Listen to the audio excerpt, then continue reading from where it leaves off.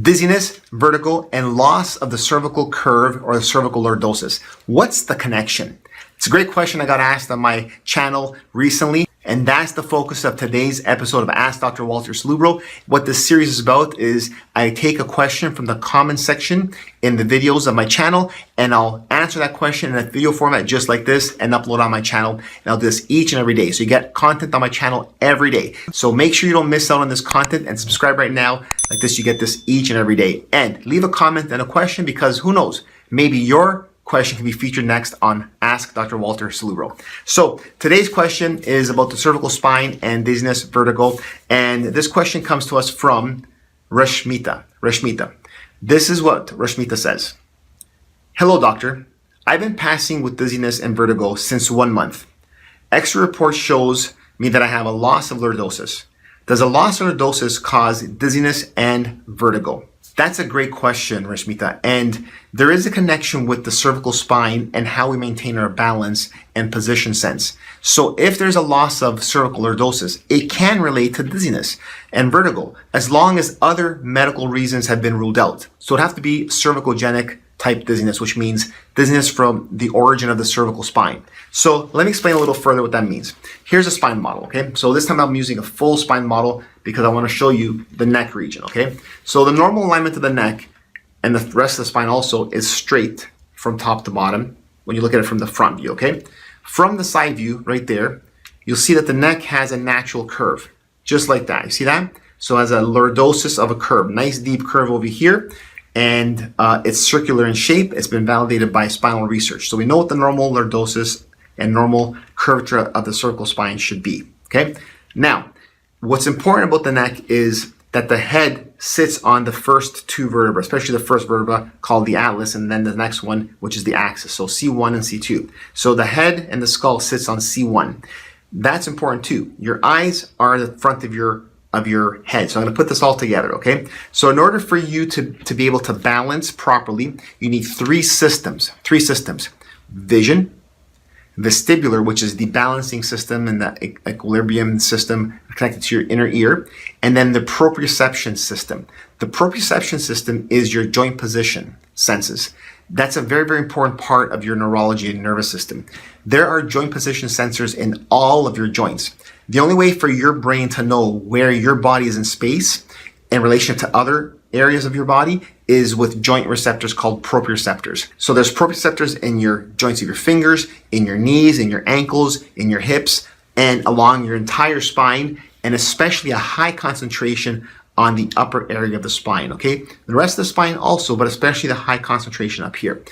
And these receptors communicate to your brain about position of your, not just your head and neck and spine, but also of your body.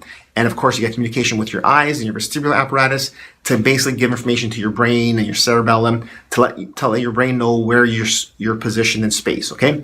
So we need this information to actually travel properly to the brain without any interruption. So your cerebellum is always feeding information to your brain about what is happening in your body, what is happening in your spine, okay? And then your cortex, your cerebral cortex, has the programming of what should be happening in the body. Okay, so an example.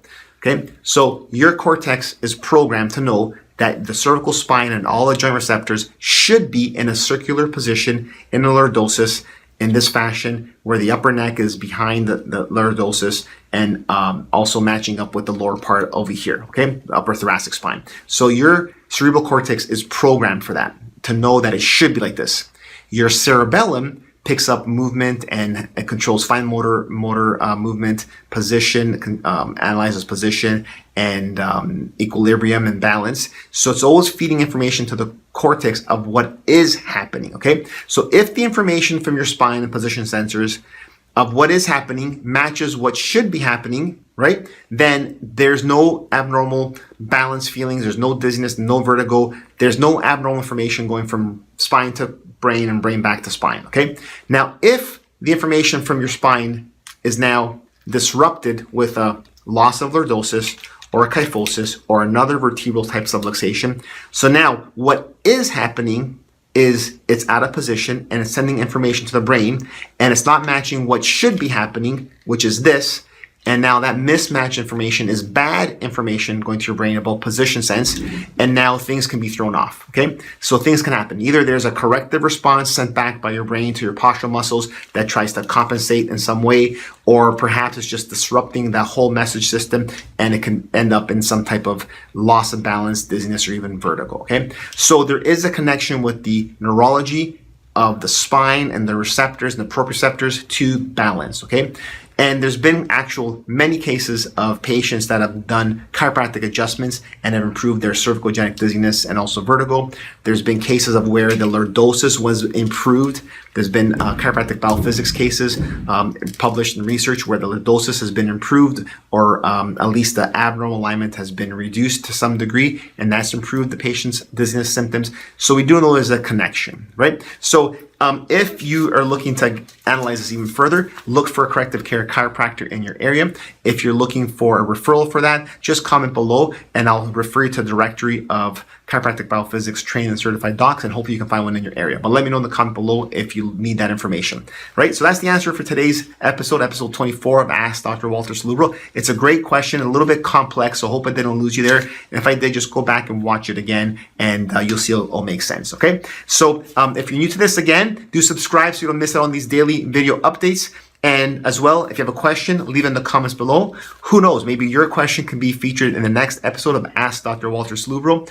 And as well, if you missed any of the last episodes, don't worry, I have a playlist for you where you can catch them all. Just go right here, right there at the playlist. Go and watch them from the beginning up until today. Watch them all, binge watch them, or you can pick and choose some of your favorite topics. Either way, there's the playlist. Enjoy that.